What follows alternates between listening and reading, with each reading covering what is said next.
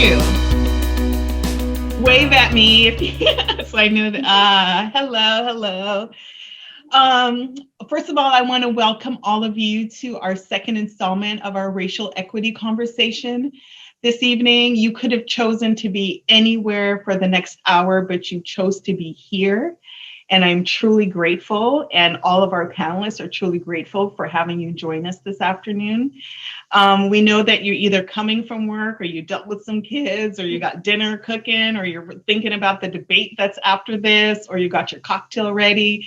But for the next hour, I'm just so excited to continue the conversation about racial equity. And this time we're really going to zero in on what it means to be anti-racist. And as with last time, we're definitely going to carve out some time at the end for Q&A, but I definitely want to encourage you to drop your questions in the chat. And I will do my very best to make sure that we get to them in real time. So if you want to pick up on a question or a sentiment that one of our panelists made a comment on, or and that you want to express your point of view on, please drop it in the chat so that we can acknowledge that. So I said all of that and did not introduce myself. My name is Lisa Smith, and I sit on the Green Apron Alliance Board, and I am so delighted that we are carving out this time, not only as a board, but as a community to continue to have this conversation. Before I start, though, I do want to kind of center us a little bit. As I said, you're coming from anywhere, wherever your mind shift is. And I just want you to take a minute to kind of center yourself. Take a deep breath in, let it in, and then deep breath out. Relax. One more time. Breath in. Relax.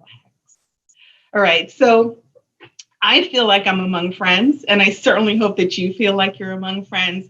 If you don't see everybody on one screen to the other, and see if you see anyone you know, give a shout out in the chat. Feel free to just be as warm and as comfortable as you need to be. This is a safe space. We're all alums or of Starbucks, and so definitely feel like this is our collective living rooms that we're going to sit down and have this conversation in. So I think I've covered off on everything in my notes. Thanks, Alex. I'll give you a shout out. And so what I'll start with our first question, actually, let me introduce the panel. Forgot to do that. Returning panelist today is Amy Masterson, CEO of Little Beats. She is actually on the East Coast. Welcome, Amy. Our next panelist is Katherine Cheng, who's also East Coast. Welcome again. She's with Expedia. Then we have James Thomas, who is based right here in Seattle, and he's with Chateau Jacques Moselle Winery Estates. Hi, James, welcome. And last and certainly not least, we have Sherri Jefferson, the owner and CEO of So Vegan Good. So welcome back, our panelists. Thank you. So our first question for all of you, and I'll have Sherri start first, is what have you been up to since our last conversation, Juneteenth, which feels like an eon ago? What have you been up to? And you're on mute, just to remind you. I just want to talk. I've been doing a lot of things, but mostly around the election and election awareness. And so recently I put together a workshop for girls that I mentor at a STEM academy, just to teach them and their parents the importance of voting. It's not important. I don't tell you who to vote for, just vote and make a plan and be active in those efforts. And so I've been doing a lot around that, doing white papers on, analyzing the propositions and the other things on the ballot, the candidates, and also up and down the ballot and all the issues that prior to this year, I probably had not really paid that much attention to, but now I realize how important it is to know about the judges rather than just vote for the first one you see, but actually do your research and inform yourself. So those are the kinds of things I've been doing since that time, because I just feel it's an issue that is really top of mind right now and so important to all of us. Thank you. Certainly voting has certainly been on top of mine. I still got my little mailer here, so definitely agree with that. So, Katherine, what have you been up to since our last conversation? So just like Sherri, I've also been doing a lot of things for voter education, registration. I've been doing text to vote, and and then I did one session of calls to the states that are sort of, you know, the battleground states. So I'm not very good at that though, because I have a lot of opinions and it's very hard to stay neutral. I won't tell you which way I go, but you might be able to guess that. But just trying as much as I can to also put together things to educate people about voting outside of just the presidential election, because as Sherri just mentioned, that you know, it's really important, and we're seeing seeing how important it is even now, given all of the voter suppression issues that are happening in a lot of these states, and they're being decided at the local level. So that's kind of what I've been doing as well. And I started sewing. I started making masks, statement masks, and selling them and donating some of the money to one of the candidates. So Sign me up. I'll take one. I'll take it in yellow, please. awesome. Thanks, Katherine. Amy, what about you? What's been on your docket since our last conversation in June? Yeah, I think we have slowly been reopening a number of our restaurants, which is great because we've been able to put our team members back to work. And that was foremost on a lot of their minds. And in parallel with that, we've continued work against the Little Beat Brands anti-racism action plan that we published in the April timeframe. And we've been conducting a series of what we call diversity, equity, and inclusion office hours. We have a series of 15 different topics that have been facilitated, really rotated amongst members of the team, both from the restaurants and from our support team. And we've also brought in some outside resources. So the three topics that we've covered to date were really talking through what it means to be an anti-racist and engaging in dialogue, you know, with about 50 people from our organization. The second topic was gender discrimination and issues faced there. And the third topic, which just happened in the second week of this month, was a Rock the Vote session, which similar to what Sherri and Katherine have already alluded to, is our director of D and I spent time talking with the team, not just about the presidential election, but about all the layers of elections that are happening in different parts of the state and different counties, and really providing resources to help people understand how to get out to register to vote, how to vote early, and generally giving them a full toolkit to help them in that direction. And we're going to continue monthly conversations like that with our team based on topics that are generated by the team. Wow, you've been busy. Wow, it's a impressive. Team effort. I can't wait to team effort. Yeah, I can't. I'm definitely going to dig into some of your other things that you mentioned later on in our conversation. So I'll definitely circle back on that. Sherri, did I ask you already? I don't think I asked you already. James, you started with my me. last one. Yeah. I started with you, James. There you are. What have you been up to since June? Yeah, well, I have started a new role.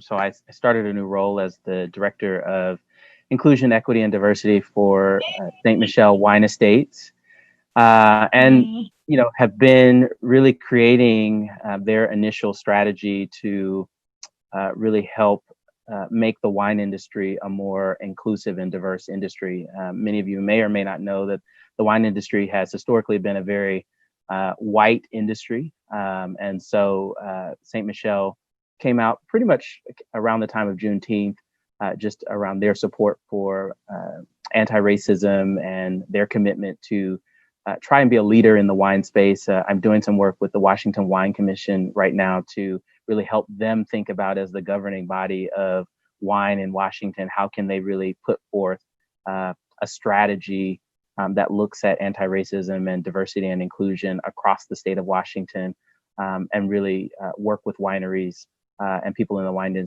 industry across the state to be more inclusive. Wow, that's impressive. I'm so glad that you're there. Number one, for two reasons. One, I love wine. And two, you're going to be tackling anti-discrimination. So I'm glad you're there. Congratulations on your new gig.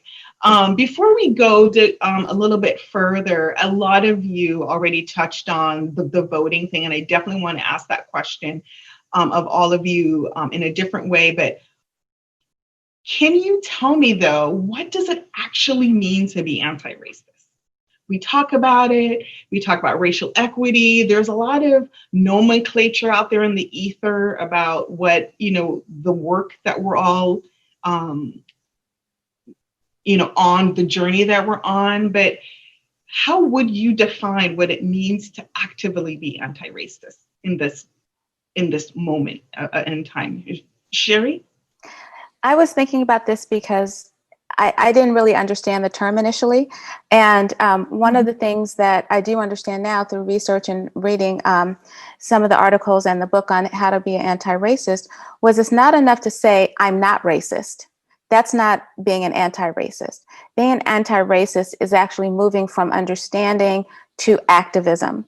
So I was talking to my sister earlier, and she said that someone had defined it to her as being anti-racist means replacing judgment with empathy and action. So I think that might be one of the simplest and most clear ways to understand it, but it really means acknowledging it, acknowledging that it exists in all these different areas where it's interpersonal relationships, systemic racism, but not just acknowledging it, recognizing it within yourself, and then actively working to support anti-racist policies and activities. And so I think there's a lot to unpack there, but I think probably my sister's definition was probably the most succinct. Lisa, can I add to that? Yes.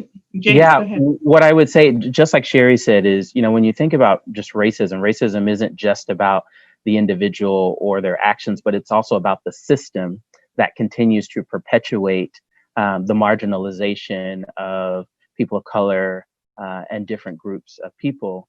And so when you think of, as Sherri said, when you think about being not racist and anti-racist, being not racist doesn't require a dismantling of the system that's continuing to perpetuate that marginalization and racism against individuals. But to be anti-racist means that you are actively working to dismantle that system. So there is that difference between saying it and action.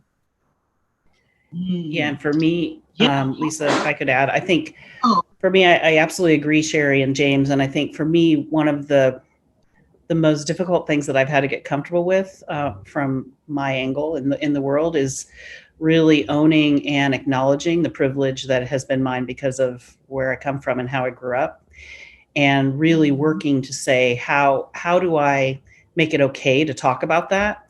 And then based on the fact that we can all acknowledge that, what are the actions that I can take as a leader or as a human being who really lives and exists alongside the people here in my city.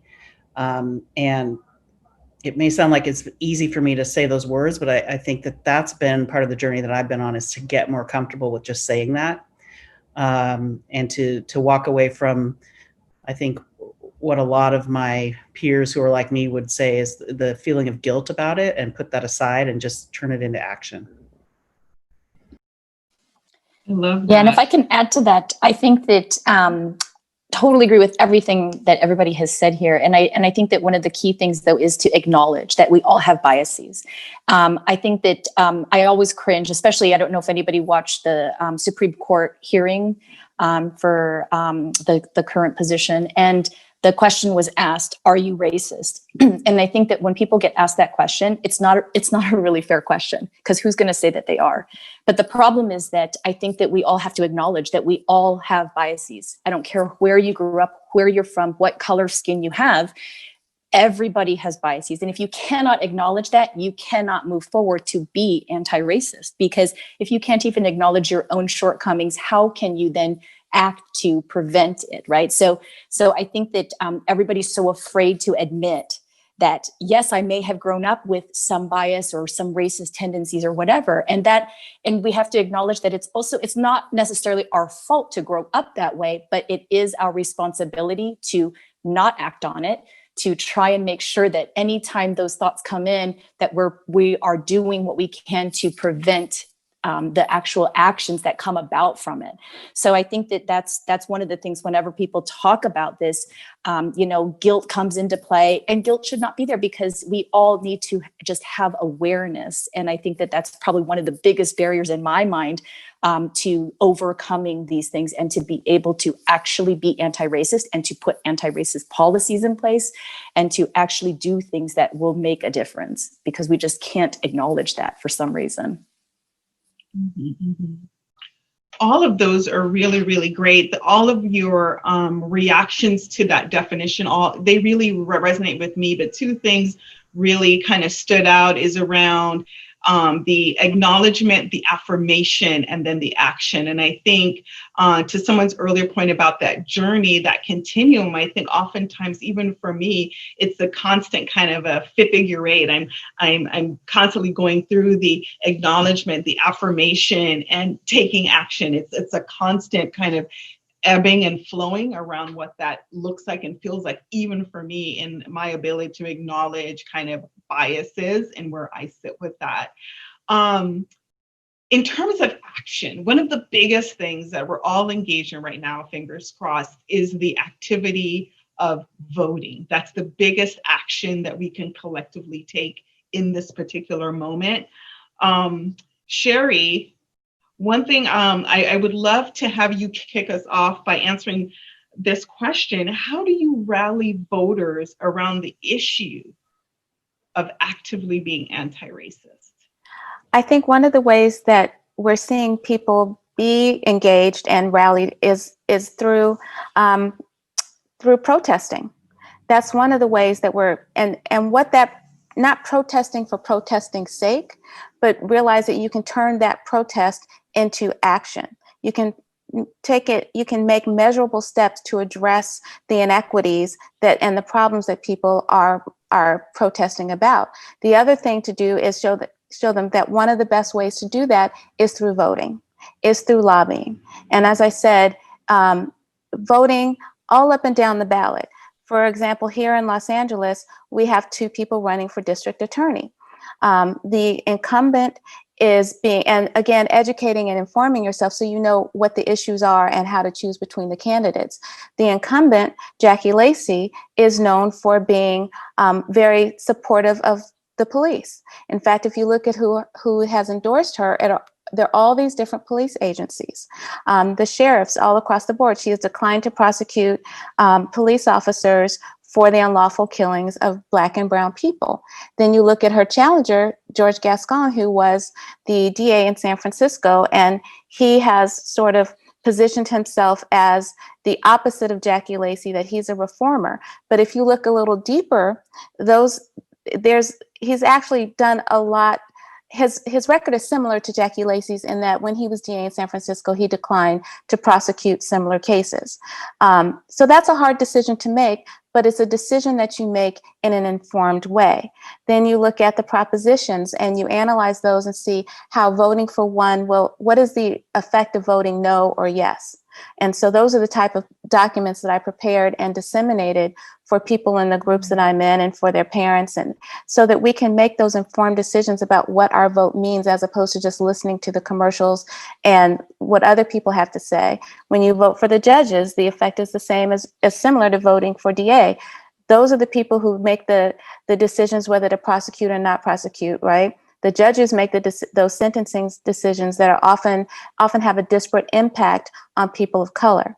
So, doing the protesting, but also informing yourself and then informing others. Share the information. And the last thing I would say is have those conversations with your friends and your children, because it's never too early to get your children involved in activism, to educate them around the issues that are going to be facing them when they're able to vote. There's a 5-year-old who's a well-known activist now who gave a letter to the Pope because she wanted him to do she wanted something done around immigration reform because she was afraid her parents were going to be deported. And now she's 10 years old now, and she's actively involved in the movement, in the immigration movement, and has met Biden and Barack Obama. So having these conversations with everybody, having these conversations with yourself, what do I need to do to be active, and how can I then get other people and rally other people to be actively involved in these issues that directly impact people of color and marginalized communities? That's really great. You said a mouthful there. There's a lot to unpack around privilege, the idea of protesting and getting out in the streets, and then the work that it really takes to inform and educate ourselves on the issues that are on the ballot. And speaking of issues on the ballot, Katherine, would you lend your insights into kind of how you would rally? I mean, you spoke to that in your introduction of what you've been doing since Juneteenth. Can you give us some insight into how you would approach it, or additive to what Sherri has to share? Yeah, I look at young people, and I think that, the last election cycle, it was great to see so many young people that were engaged. But I also think that as Sherri had said, there's a lot of privilege that comes with certain people who can vote. And when I think about the privilege to be able to not vote, the privilege to be able to go out and protest and not understand what exactly your protest, what the actions are. Because protesting is great, but what is the action that we're moving towards? Because I think that we've kind of, in the last 4 to 8 years, whatever, I think protests have become sort of a thing where people post on social media. And unfortunately, social media has turned, some of these protests into just like, I'm just showing that I support this, or I'm woke, or I'm this or that. But it's the action piece. And so understanding, as Sherri had said, what the implications are, because I think that when we see what we're seeing now is the voter suppression, and so you see how much effort is being put into voter suppression, not just from threatening or those kind of behaviors at the polls, or even those emails that are going out now that are threatening people, from foreign entities, but also the fact that our judgeships. I mean, the federal, when the last time that I should be careful here. The last time when Barack Obama left office, there were a lot of federal judgeships that weren't allowed to be voted on, and we are seeing now how important those judgeships are and what the impact they're having on voting rights today. So not just the Supreme Court, but all the way down the line. So I think that what I have been trying to do is really educate and talk to young voters, especially because they've had the privilege, like maybe they don't have the candidate that they want, but not voting is not an option. Not voting is that privilege that, because likely their lives will not be completely affected by whatever is going to happen if they don't vote, right? And I think that's what people don't understand, though, is that when you take that kind of action, I wish that voting was like in other countries where it's an automatic and you have to opt out, and it takes a hell of a lot of effort to opt out from voting. Because if you have this opportunity, because you're choosing your leaders and choosing what's happening, it is so important. And I think that, obviously this is a very critical election cycle.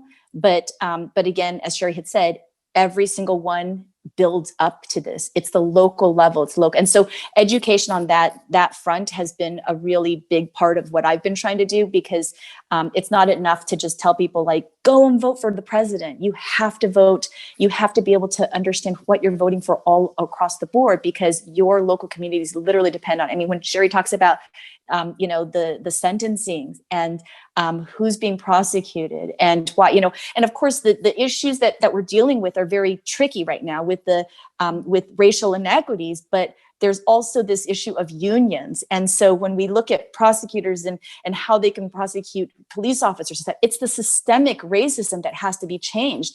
But those things are done through voting. And so you can't just, take a look at the record and say, oh, these people haven't done this or that. You have to look at the system too. And that's all done through, making changes that are all throughout the system.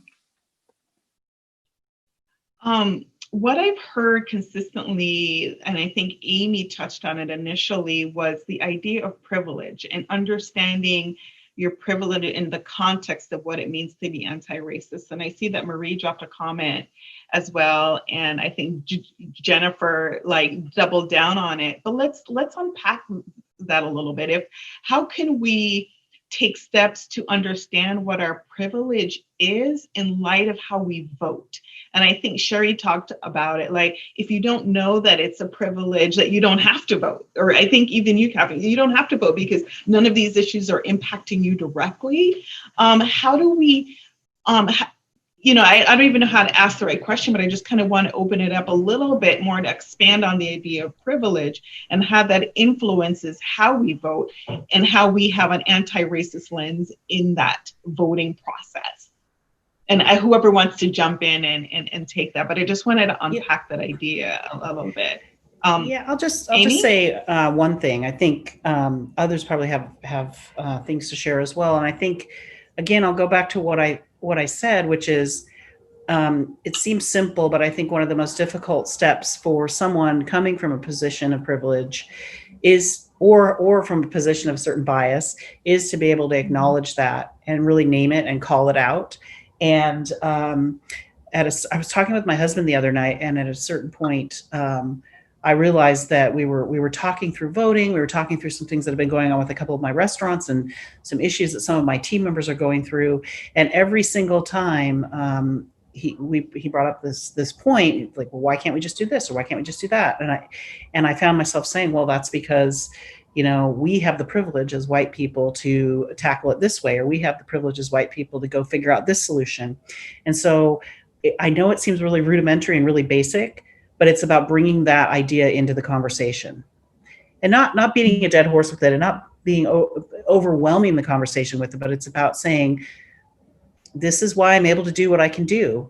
And so here's what I'm going to do differently. I'm going to go out and I'm going to talk to someone different in my team when I'm trying to solve a problem that I normally wouldn't talk to. I'm going to try to understand things from their angle. I'm going to put aside my approach or my bias to what I think needs to be different in the world. And I'm really just going to sit and listen with open eyes and open ears and try to hear and look at things differently. Amy, I love that. I was going to say, Amy, I really love what you just said about really being mindful of privilege. I think what we also have to remember is that there's intersection in privilege, and that privilege is also tied to power. And so there are certain identities that we carry where you might have privilege in one, but then, as you move into another identity, you may not have privilege because, again, if you're a woman, or if you are an LGBTQ person, or if you're a person of color, that privilege and that power kind of ebbs and flows. And I think one of the things that's important as you kind of start to get close to those identities where you do have privilege is really becoming an ally and advocating in those spaces where you do have privilege, and advocating for those people who don't. And so if everybody's kind of being mindful of where you have that privilege and power and advocating for those people where you don't, and those people are advocating for you in those spaces where you don't have power, I think that's how we move closer to kind of making progress. Yes. I think that's a really good point, James, and a good reminder to what I was saying. I will share just a funny comment. I was talking with a member in one of my a team member in one of my restaurants about a few different things, and she said to me that she really appreciated the conversation. And she said, the last time when we had one of our office hours conversations and we were talking about gender discrimination, you shared an issue that you had that came up in your career. And she said, but frankly, I don't think that matters because you're white and you have more privilege. And the fact that you are a woman and you had to struggle, it doesn't matter because your struggle is still going to be easier or less than mine. And so I think when we talk about intersectionality and we talk about those things, there are a lot of different factors, I think, that could play into the conversation that sometimes make it difficult to just get to the root. So we really just end up having the conversation to put the things out on the table and realize that there's not always going to be a ready or easy or immediate solution. Yeah, thank you. But one Sherri. of the things, yes, one of the things that Amy said that I think is so important is that she said she has to listen. And I think sometimes that might be the hardest part, because you have to listen to other people's viewpoints and other people's position, or if they're telling you an experience of what they've gone through, and listen without trying to tell them that their perception is wrong. That's not what happened, because that is their lived experience. And so I think listening with an open mind is part of what it takes to really educate yourself, and to understand that no one is saying this is all your fault, but just acknowledging that there is a privilege in not being a person of color. I mean, and then in the context of what we were talking about, voting and institutional racism, realize that the people that you elect are making those decisions around sort of the disparate treatment of brown people, where, you know, Black and brown people are sentenced much more harshly for the same crimes as white people, for example. I mean, these are the kinds of things that are easy for us to identify, and then recognize that these things are happening. And those are all the benefits of white privilege. The racist who goes home after posting $5,000, you know, bail, and the Black man who stole $5 and stayed in jail for a year. So, you know, we have to recognize that these things are happening. And then we tell you about my experience versus your experience. Don't explain it away. Well, maybe this is what, maybe they were. No, listen to what I'm telling you. I was treated in this manner because I'm Black. The person who thinks I'm a paralegal and not a lawyer. And then when I, you know, correct them, oh, because you look so young, that's why they did it, Sherri. That's not it. And I don't look that young anymore. It's they're making those assumptions about who I am and what I do based upon how I look. And, you know, you can walk in there and you're the same age as I am, and you're not going to get treated the same way because you're white. So listening and understanding and not trying to excuse what these things that have happened to me is a big part of, I think, the anti-racism conversations that we're having now. I think that's a huge point in terms of the guilt of, you know, oh no, these people are not doing that to have any ill will. I think that's such a huge thing of perpetuating racism, because it's always trying to give an excuse for somebody. And if we just kind of again acknowledge that, hey, that's a bias that somebody has, and then how can you work through it? Because as you look at, you know, from anywhere from you know, childhood to schools, to going to into the workplace, these things permeate everything. I mean, I don't know how many times I've heard from all different races, but also women, but the type of responses of why someone's not promoted. Oh, they're just not quite ready. Or there's certain things. Oh, she's a little aggressive, or this person's a little too this and that. And these are little code words, right? And so these are things that all of us have, whether we are Black, brown, you know, white, whatever, but they manifest themselves depending on where we are. And so there are hierarchies. I mean, I think that we probably have all seen this, that there are hierarchies of how much you get.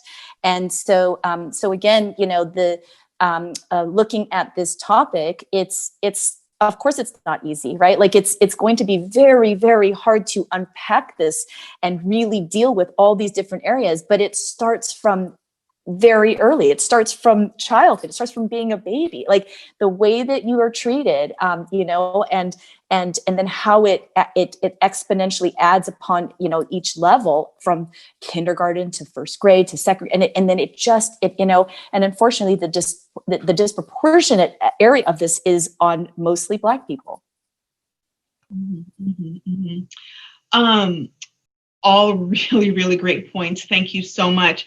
I think to pivot a little bit off of what you were saying, Katherine, about it starts from when we're little, and the voices and the conversations that we hear and we're involved in. And we know that that youth are really the change makers. They've always been through history, right? Right now it's the millennials, it's a thing, but youths and young people have always been the change agents. And so as we are embarking on the bottom half of this year and looking for youths to continue to be the change makers and continue to lift their voices, as we go a generation underneath that, how should we be talking to children who are now experiencing this in all of the ways that we didn't experience it as kids? There's social media, there's gaming, there is the continuation of news that pops up in adult cartoons, for kids, but it's adult humor. So how do we kind of start to look at that generation under, I don't even know where we're calling them now, but how do we start to have those kinds of conversations and build that sensitivity around what it means to be anti-racist? And I'll have James kick us off if he doesn't mind in answering that question. Yeah, I think, and I think you said this, Lisa, or someone else said this, but children aren't taught to be, they don't inherently just learn to be racist. They are taught to be racist, and there are a number of different ways that these messages are communicated. And you mentioned some of them. They're everything from television to interactions with friends and family members. I think one of the first key things that you have to do with children and young people is you have to first talk about race, and you have to teach them to see race. And I'll give a couple of quick stories. Many of you have probably been in a grocery store or somewhere, and you had a parent that had a child that acknowledged some type of difference with someone, whether it was a disability or a racial difference or something. And in some ways, the parent either shushed the child, or they chastised them, or kept them from having a further conversation or asking questions. To me, and what I'll add to that is then you have people that say, well, I was taught, or I grew up to not see color. And what I always say to people is that that's actually offensive to me, to say that you don't see color, because I am a Black man. Every time I walk out into the world, I am a person of color, and I actually need you to be able to see my race and my color and who I am. And to say that you don't see color means that you, in essence, don't see me, and you don't see me for all of who I am. And so I think with kids, there's lots of studies out there that show that children can tell the difference between race as early as 2. And my kids, I have three little boys that are 4, and I'll tell you an interesting story. I went one day to pick them up from school, and there was a little Asian boy. As I walked in, the teacher said, boys, your dad's here to pick you up. And the little Asian boy said, you're not their dad. You're Black and they're white.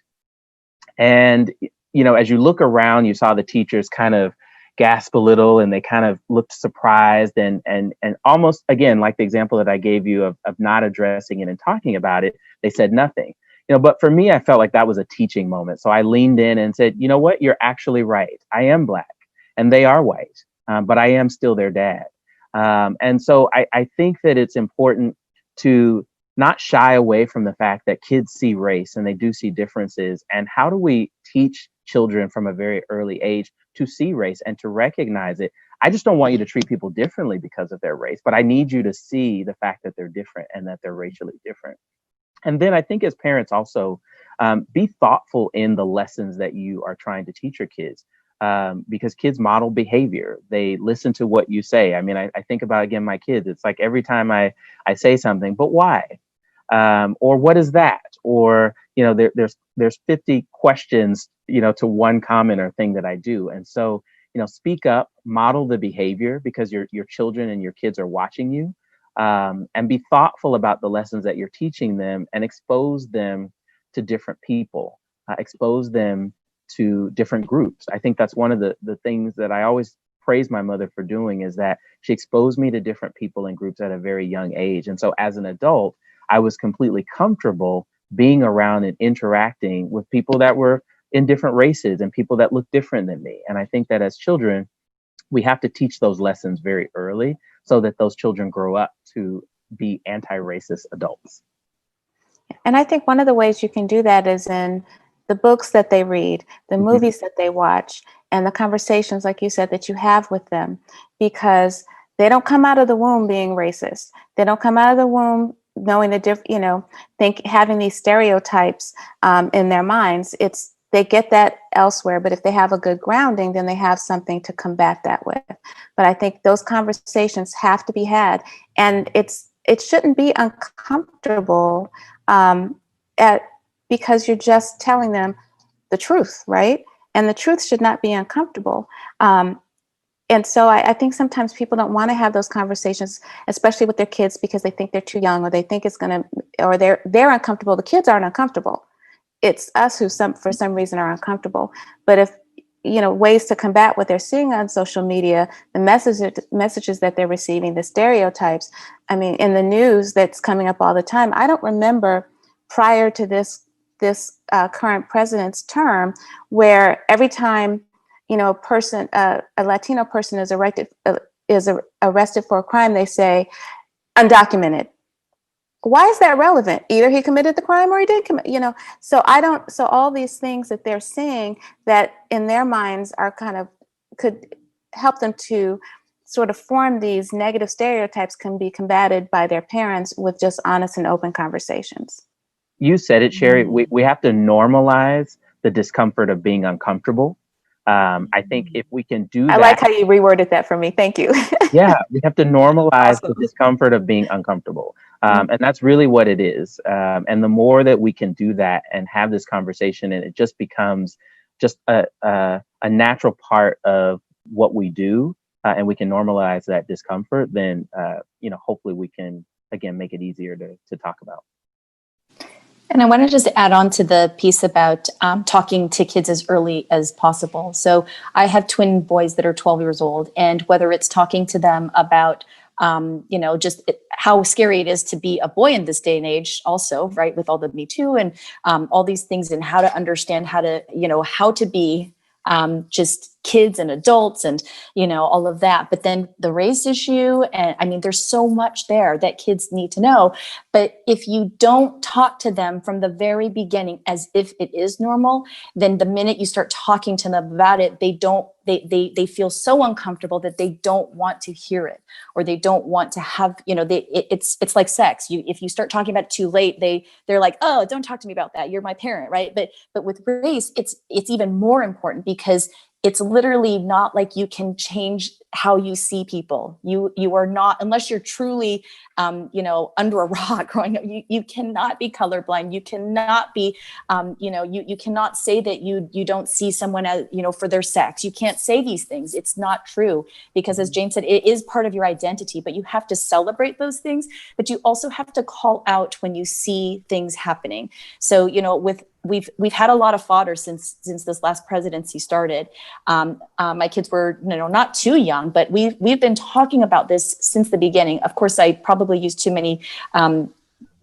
much profanity as we're discussing it, but it gets the point across, because honestly, if you don't call it out and tell them and explain to them why it's wrong, why these things are happening and the history behind it. And maybe, I know a lot of people who, when I tell them what I show my kids, what I share with them, what I talk to them about, what kind of documentaries I show them, some people say, aren't they too young? Isn't that a little too graphic or whatever? And I said, that's real life. And if you can't show them what real life is, then you're doing them a disservice, because they will never understand it. This is how systemic racism keeps perpetuating itself, because if people cannot talk about it and explain it to their kids, it keeps repeating itself. And when you repeat yourself, it's even worse as you build upon it. And I'll just say one last thing. My daughter is Katherine, 24. Go ahead, Sherri. I was just going to say, Katherine said something very important, which is, if you see it, it's sort of like terrorism, right? If you see something, say something. It's the same thing with being actively anti-racist. You can't stand by and see somebody do or say something that is incredibly racist without stepping up. I mean, it's a scary thing to do, especially in this day and age, but you have to step up. You can't sit idly by and watch something happen, or listen to someone being attacked or called the N-word or whatever other racial epithet someone wants to utter, and not say something or do something. If you see something, we've got to act, because then if we just see it happen and do nothing about it, we're part of the problem. And it doesn't mean you have to put your life necessarily in danger, but it could just be something as simple as, if you see a racist cartoon, write to the editors of that newspaper and tell them what you take issue with. I was playing a crossword puzzle and they described somebody's hair as woolly. I immediately responded to the crossword people and said, "This is inappropriate. This is outdated. It's racist. It's inappropriate." They removed that clue from the crossword puzzle. So, we can't just say, "Oh, I find that offensive." You got to do something. You got to be active. You got to get out there to a level that's maybe, like I said, doesn't make you feel like you're putting your life in danger. But we can't sit idly by and let those things happen and then still call ourselves people who are trying to be actively anti-racist. I agree. Amy, did you want to comment? All I was going to add was I agree with everything that Katherine and James and Sherri have said. And my daughter's older. She's 24 and she's still in Seattle. And I will say that it's never too late to have a conversation. And that's the other thing that I think is important. It's never too late to have a conversation with your child, your sibling, or your friend, someone that you have influence and have a relationship with, because there's always something to learn. And even if we didn't actively go after talking about these kind of things when she was younger, we certainly are talking about them now. I certainly appreciate that underscoring, Amy. What I heard and took away from Sherri, Katherine, and James is that as people of color, we have been taught how to navigate spaces from baby. Like, we know that we can't just show up in certain spaces and places. And so our parents have instilled that attitude of, acknowledging what you see and knowing how to, maneuver through these things. And so as I have been listening to all of you, I took some really great notes because I'm learning a lot. And I captured a sentiment around teachable moments, exposing our kids and ourselves to different groups. And I think that one for me is really important because oftentimes I am the only Black person in a room. How opposite would it be to walk in and you're the only white person or the opposite of that room, and how and dealing and sitting with how that makes you feel. And that's something that we have to live with all the time. I love normalizing being uncomfortable. Love that. And I love the idea of stepping up. That's the action that we can take, whether it's the cartoon, the woolly hair. How do we, when we see something, we say something, we do something. And I love that. And I love, Amy, as you said, it's never, ever, ever too late. One of the questions that I had for the panelists in the remaining time that we have, and we'll have to be really pithy around it, we'll do a quick round robin, is that all of you are leaders in your own right. You run your business, you're head of a thing. And knowing that we're interacting with leaders and peers who were not raised to be in diverse settings and don't understand what those teachable moments are, how do you now take all of these litany of things that you would teach your kid and teach a peer or a leader or call it out for what it is, in terms of what I'm seeing anti-racist sentiments in a boardroom conversation or in a one-on-one that we have. How do we start to unpack those things at leadership and peer levels with the lens of what we know that we can teach our kids and teach ourselves? I think part of it is not shying away again from those conversations as in places where a lot of times they come up in places where you don't expect them to come up. So I'm very involved with the Getty Museum. I'm a docent there, and I'm also a head of a leadership team there. And so one of the things that I was pressing for were conversations around diversity of the docent corps and the artwork and exhibits that we have there. And, there was a little bit of pushback, but I said, I can't be authentic and true to myself if I'm not having these conversations around making sure the places where I am are more inclusive for me and people who look like me. So sometimes you have to initiate the conversation, or if the conversation is initiated by someone else, then you have to respond in a constructive way, not in a way that's off-putting, but letting people know how important these issues are in all of the spaces where we exist. Mm-hmm. I think go ahead. I think it's also, in the workplace, it's a little trickier because, I think that it's so important to have the conversations, but then sometimes HR gets sort of into the mix here, because when you have uncomfortable conversations at home, it's one thing, but when you have them at work, there are sometimes, it's a tricky space.